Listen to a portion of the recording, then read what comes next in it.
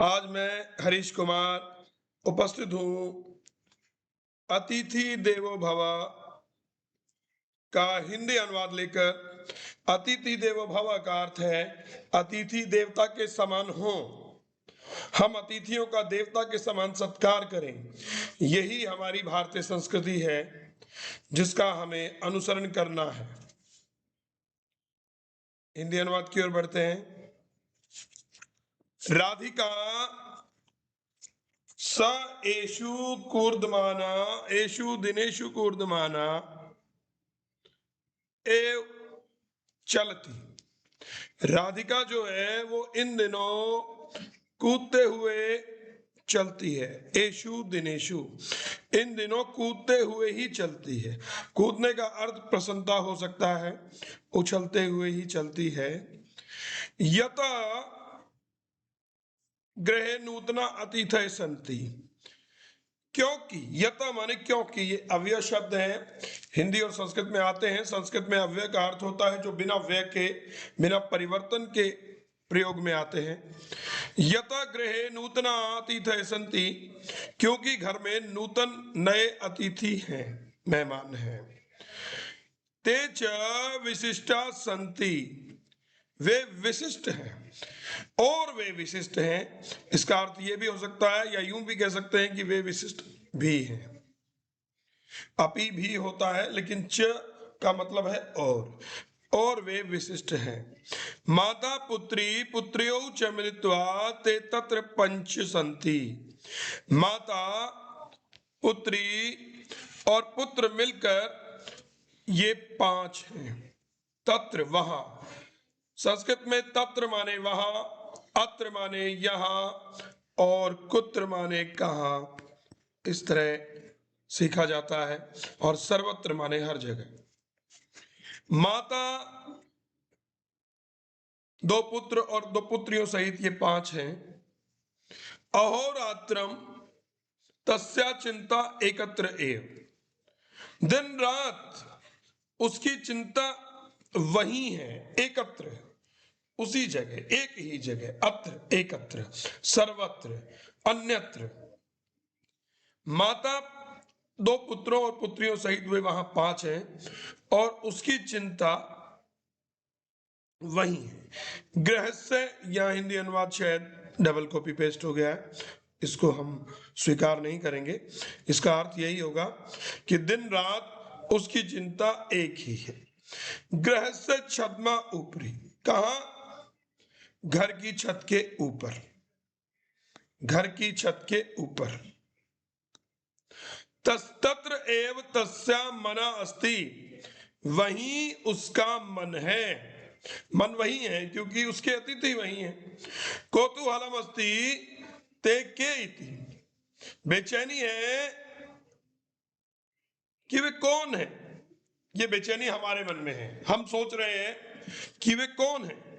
ते न अन्य, वे कोई अन्य नहीं। काचित मार्जारी तस्या चत्वार शावका च, वे कोई और नहीं बल्कि बिल्ली और तस्या उसके, चत्वार शावका चार बच्चे। आगे बढ़ते हैं। ये हिंदी अनुवाद साथ लिखा हुआ है आपके समझाने के लिए।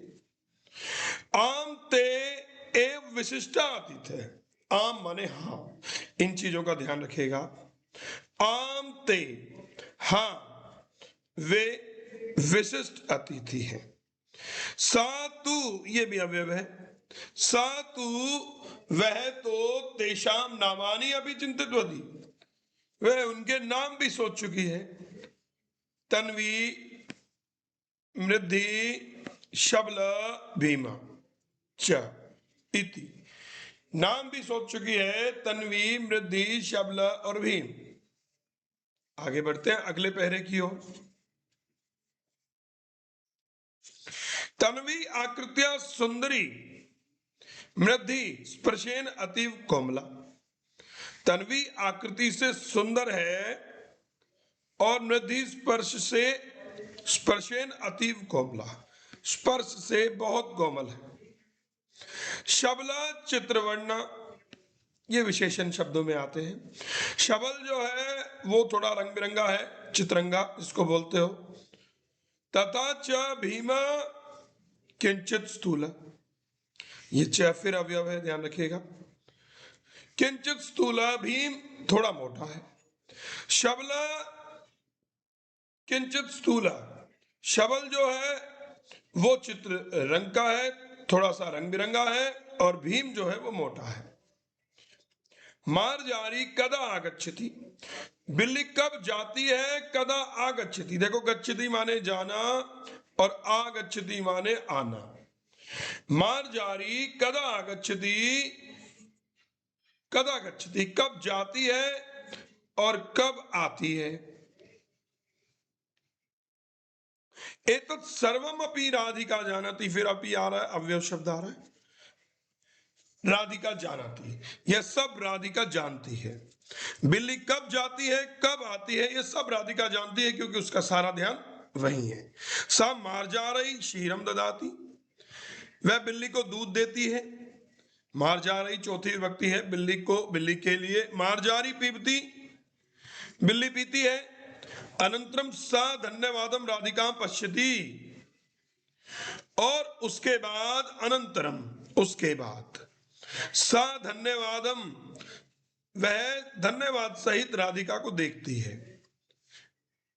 ये हिंदी लिखिए, ये सिर्फ शर्म आपके सहजता के लिए किया गया है कि आपको और अच्छे से समझ में आए। पहली बार आप संस्कृत पढ़ रहे हैं। किंतु शावका नाम समीपम राधिका गच्छति, किंतु बिल्ली के बच्चों के पास राधिका जाती है। चेत मंदम मंदम पृष्ठतः गच्छति, चेत यदि राधिका बिल्ली के बच्चों के पास जाती है